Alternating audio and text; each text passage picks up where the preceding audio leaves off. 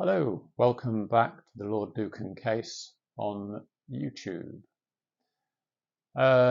In this episode, I'm going to cover what was classed as Operation Habberton by the Metropolitan Police. This was a review into the murder of Mrs. Sandra Rivett and the attempted murder of Veronica Lucan. So that's what we're going to be concentrating here. First of all, I just want to quote from my book. So forgive me, these are unedited to camera videos. I prefer doing them that way. So hopefully it will come over and you will enjoy it. So first of all, I'd just like to say that I want to read you something that I'm going to quote Lord Lucan's sister in something she said to the British media that was published on Monday the 2nd of November 1981. And first of all, you recall that the murder of Mrs. Sandra Rivett, the Lucan family nanny, took place late in the evening of Thursday the 7th of November 1974. So this is some, 7 years after the murder? 7 years? I think I've done my maths right there, yeah, 7 years. So anyway, Lady Sarah Gibbs, one of Lucan's sisters, who was married to a minister, if that means anything, said the following to the media, and I quote,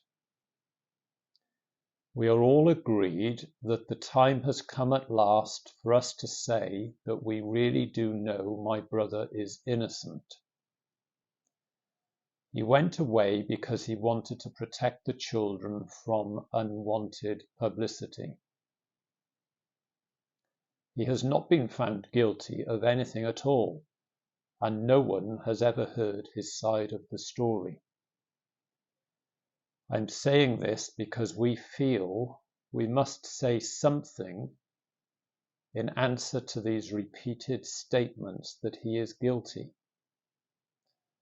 The time may well come to say a lot more, but for now, let me say that we are sure that he is alive." End of quote. I'm not sure really whether I really need to say much more about that, other than to say that if you've been watching these vlogs that I've been putting up, I've had a long-term commitment to this case, longer than anybody else, any other reporter, individual, or police officer in this case. I've always believed that Lord Lucan simply fled abroad with the assistance of his influential friends and financial support from them.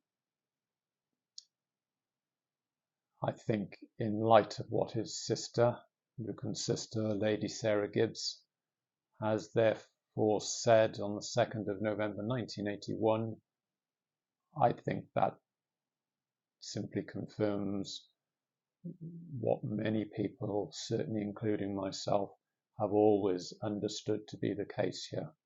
And of course, there was a very good reason why he could never return.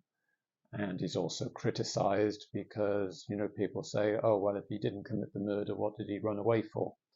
So, those are the sort of questions that have been raised over the years, but, there's answers to those questions. Okay, so we're going to have a look now at what the police called Operation Habberton.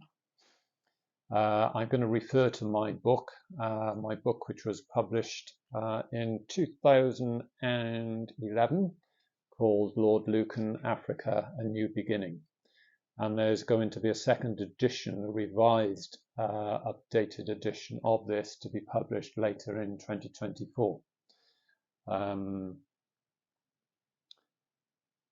Operation Habberton, I first became aware of this being in progress when I visited George, so Lord Lucan's son, who is now the 4th Earl of Lucan, when I visited George at one of his London flats. And the meeting took place on the 8th of September 2004. George produced a 2-page letter for me to read, and this had been written, it was dated the 26th of July 2004. It was written to George and other people with a significant interest in the Lucan case, written by Superintendent Lewis Benjamin. He was the person during 2004 who held the Lucan file, and he had been ordered to make a review of the case. The review was to be undertaken by the Metropolitan Police Service, the Murder Review Group, and the group themselves were based at Wimbledon in London. And as I just said to you, the letter was headed as follows. So this is a quote: "Review into the murder of Sandra Rivett, the attempted murder of Lady Veronica Lucan, and the disappearance of Richard John Bingham, 7th Earl of Lucan." So sorry, I stand corrected. George is actually the 8th Earl of Lucan. I correct myself there. The letter was clearly requesting the cooperation of the individuals who the letter was sent to in an attempt to try and resolve certain outstanding issues, not least the whereabouts of Lord Lucan. I understand that other members of the family were also invited to participate in the review, so they were similarly written to. This is all part of routine police work anyway. Every so often a review is, as many of us will understand, considered by the police in these unusual cases, particularly murder cases. I had also, during this time, I was involved with Lady Lucan, lengthy 11-year relationship, mainly by emails. Emails back and forth between us, probably every 2 or 3 days. We might have 4 emails in a day on occasions. I asked her if the police had been in contact with her, and she replied by saying that she refused to cooperate with them because they hadn't addressed her correctly. In other words, they said Lady Veronica Lucan, and her attitude was that Lady Veronica Lucan, that name doesn't exist. Anyway, I didn't know what George's intentions were. I didn't know if he had made up his mind or if he was able to help the police at all.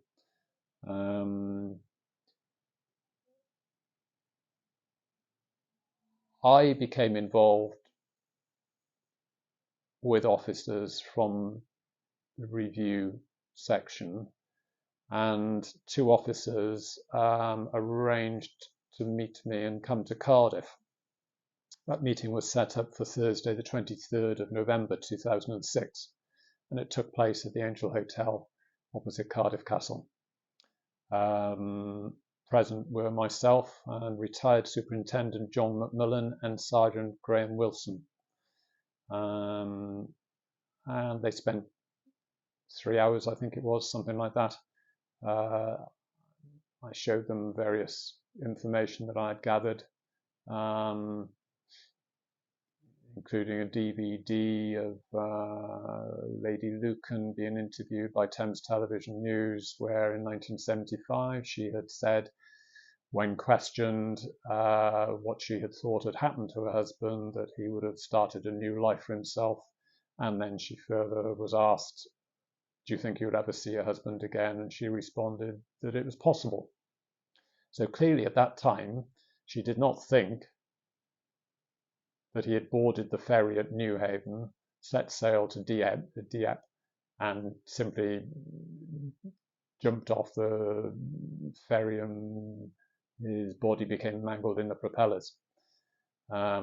And this ferry thing is a story that she, in later years, put around, not unlike other people. Going back to the actual murder review itself, so this they were also very interested in my, of course, my trips out to Mozambique and to Namibia.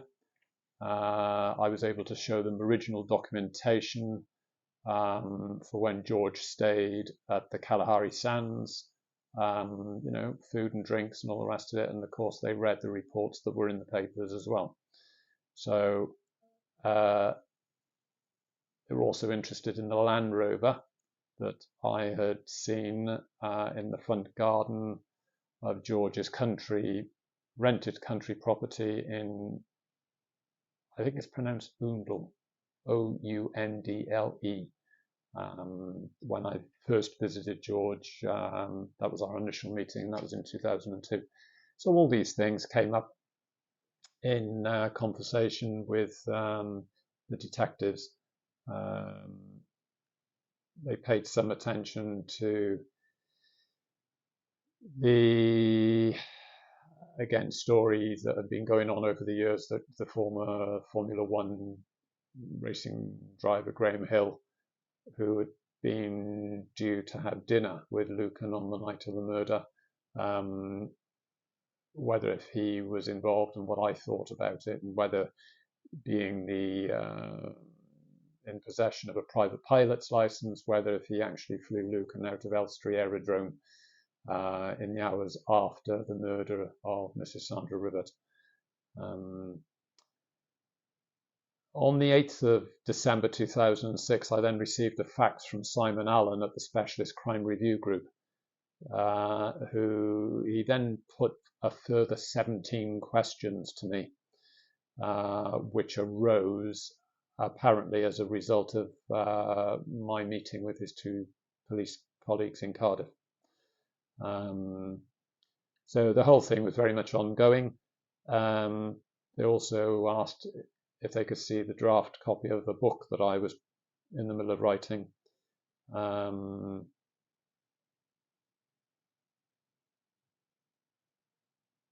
In essence, what then happened a few weeks later, I made further contact with or I attempted to make further contact with the detectives at Wimbledon, and for some bizarre reason, both the detectives have been pulled off the case. And when I spoke to one of them, they said they didn't have a clue why they had been removed. So I think that threw an element of intrigue into the whole thing, and why that happened after these officers had been working on it for some time and just suddenly, as though they had the rug pulled from under their feet. There's always been a lot of interest, shall we say, about the files and any evidence that is retained by the police, and how some of these things have gone missing and not available and won't be disclosed. That's always been interesting to people who followed this case over the years. The end result of all this was basically that, as we all know, we're no further forward. The review that was conducted by the police didn't make any significant conclusions. And who knows, perhaps in future years there will be further reviews should anything new come up. So it would be interesting to actually sort of see whether, if anything, does actually happen there. But I think it's very sad for the two children of Mr. Sandra Rivett, namely Stephen Hensby and Neil, that they're no further forward now, almost 50 years after the brutal murder of their mother, in actually knowing anything about it. Why was their mother murdered? who committed that murder, and where did Lord Lucan go to? Where did he go to? How come the mystery has remained for all these years? Yet there have been numerous sightings virtually in every country of the world of this man purportedly to be Lord Lucan, and the majority of those being in Africa and the southern African countries. Anyway, I hope you've enjoyed this episode. If you feel you can support the channel, it would help me immensely if you would think of subscribing, and that just helps my channel being viewed on YouTube, and I would appreciate it. Look out for the next installment. Thank you for joining us. Bye-bye for now.